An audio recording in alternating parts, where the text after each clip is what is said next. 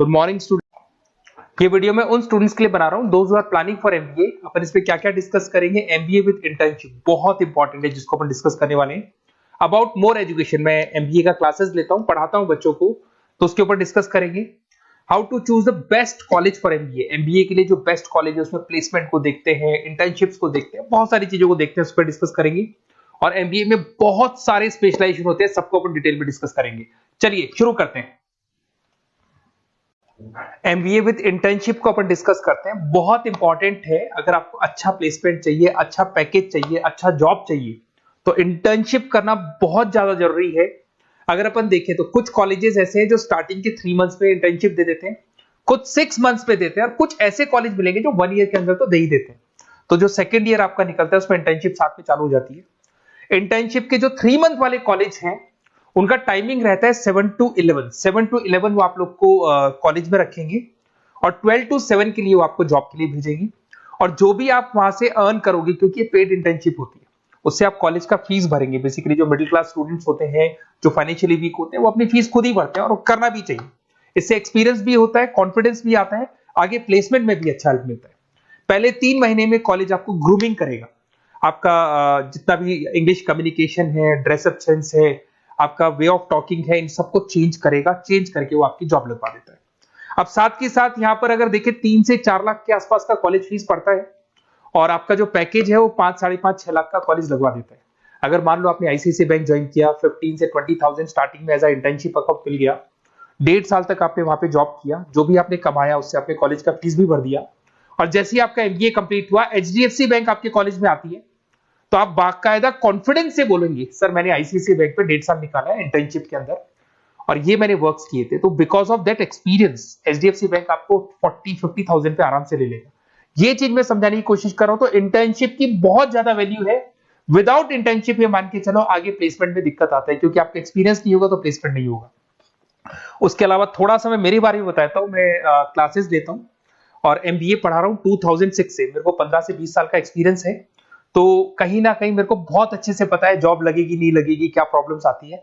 मेरा offline classes भी चलते हैं, बाद में ऑनलाइन ऑफलाइन रिकॉर्डेड तीनों मोड पे क्लासेस चलते हैं। और अगर मान लो आपको बेस्ट कॉलेज देखना हो, वैसे तो भी आप इसके आगे कंटिन्यू करेंगे वीडियो को, जिसके अंदर आपको बेस्ट कॉलेज कैसे चूज करना है वो भी मिलेगा, स्पेशलाइजेशन भी मिलेंगे। पर अगर फिर भी आपको बेस्ट कॉलेज चूज करना है तो ये मेरा नंबर है, इस पर आप कॉल कर सकते हैं। और 90% चांस पे अगर मैं बिजी हूँ तो आप मेरे को व्हाट्सअप डाल दो, मैं आपको जैसे ही फ्री होता हूँ मैं आपको कॉल कर लूंगा। उसमें आपका नेम, नंबर, सिटी, कहाँ से बिलोंग करते हो, कौन सा कोर्स करना है, और एमबीए आपको कहाँ से करना है, ये सारी चीज डाल देंगे तो मैं आपसे बात कर लूंगा। Okay, best of luck. MBA का बेस्ट कॉलेज आप सर्च कर रहे हैं, कौन से पॉइंट है जिसको अपन डिस्कस करने वाले हैं, जिससे कि आपको बेस्ट से बेस्ट कॉलेज आपको मिल सके जिसमें आपको एमबीए का एडमिशन लेना है। देखिए इसमें बहुत सारी चीजें मिलेगी आपको। लोकेशन है, एलुमनाई मीटिंग है, पैकेजेस है, आरओआई है, एक एक करके अपन स्टेप बाय स्टेप डिस्कस करते हैं। सबसे पहले आपका आता है प्लेसमेंट रिकॉर्ड। सबसे इंपॉर्टेंट ये है, आप एमबीए कर रहे हैं, ये आपका लास्ट स्टडीज है। इसके बाद बच्चा क्या करता है, कहीं ना कहीं प्लेस होता है, तो वो अपना जॉब को सिक्योर करने के लिए ऐसा कॉलेज ढूंढेगा जहां पे 100% प्लेसमेंट उसको मिले।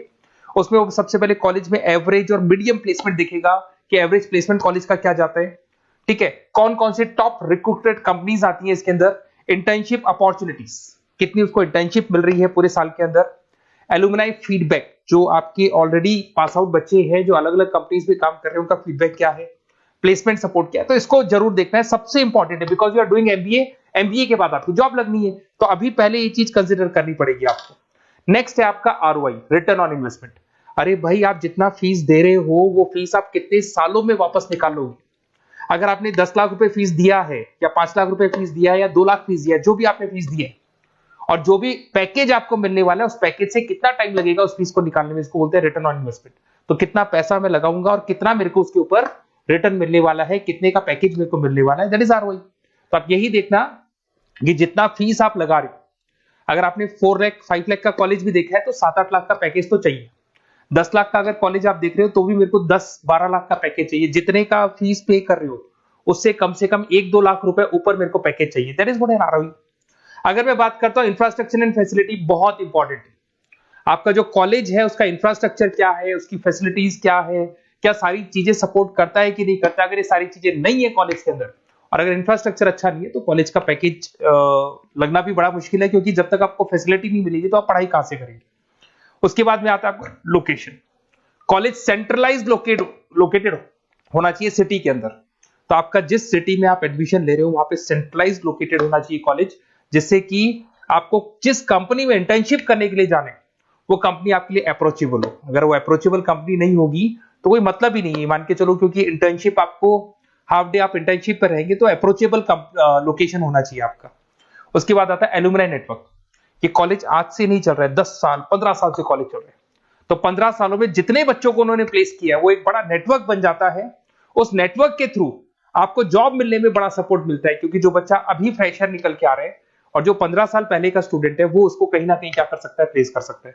तो इन चीजों के बारे में डिस्कस करते हैं। एमबीए के स्पेशलाइजेशन को डिस्कस करते हैं। सबसे पहला फाइनेंस है। अगर मैं फाइनेंस की बात करूं तो यहाँ पे इन्वेस्टमेंट बैंकर बन सकते हैं आप। स्टॉक मार्केट कंपनीज में आपका जॉब लग सकता है। बैंक्स तो सारे मिलेंगे जहां पे आपकी जॉब लग सकती है। पूरा फाइनेंशियल रिलेटेड वर्क आप सीखते हैं। एवरेज पैकेज ये मान के चलो 6 से 10 लाख तक जाते हैं, और जैसे जैसे आपका एक्सपीरियंस होगा पैकेज 15 से 20 लाख तक जाता है। ये कॉमन है सबके लिए।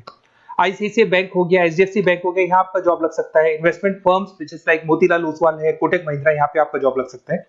सेकंड आता है आपका मार्केटिंग। पैकेज सबका कॉमन है, वही 6 लाख से लेकर 10 लाख तक जाएगा स्टार्टिंग में, और धीरे धीरे आपका एक्सपीरियंस के अकॉर्डिंग बढ़ जाएगा। अगर मैं मार्केटिंग की बात करता हूं तो यहां पर एन नंबर ऑफ जॉब्स आपके पास अवेलेबल है। कोई भी ऐसी कंपनी नहीं जो अपना प्रोडक्ट सेल नहीं करती है। अगर फाइनेंस कंपनी होगी तो कहीं ना कहीं इंश्योरेंस म्यूचुअल फंड बेचती भी दिखाई देगी।